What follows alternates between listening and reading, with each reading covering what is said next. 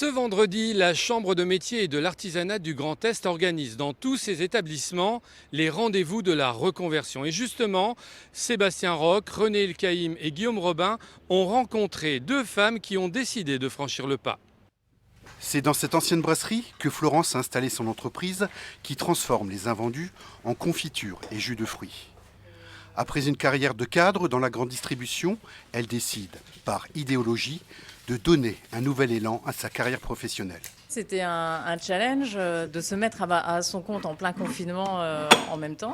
C'était le moment pour moi et je suis persuadée qu'il y a beaucoup de personnes qui se posent des questions sur son métier actuel. Moi, c'était vraiment mon questionnement. Qu'est-ce que pensent mes enfants de moi? Qu'est-ce que je leur apporte? Et moi, c'était une évidence que je voulais travailler pour la planète, pour l'avenir de nos enfants, récupérer des fruits et légumes. D'accord. Parce que le piquetage va pas donner Chaque un année, sucre. une centaine d'adultes se reconvertissent à la Chambre de métiers et de l'artisanat. Ophélie souhaite devenir coiffeuse, après avoir travaillé 10 ans comme aide-soignante. J'étais plus bien dans ce métier, j'étais plus heureuse, du coup j'ai voulu en changer pour faire quelque chose qui allait faire que je suis mieux dans ma vie. Au début j'étais perdue quand je voulais changer, alors je suis venue à la chambre de métier ici pour me renseigner sur quoi faire à mon âge. Et on m'a conseillé de faire un bilan de compétences, comme ça brassait l'ensemble des métiers en fait. Et il en est ressorti que coiffeuse, métier que je voulais faire en plus quand j'étais plus jeune.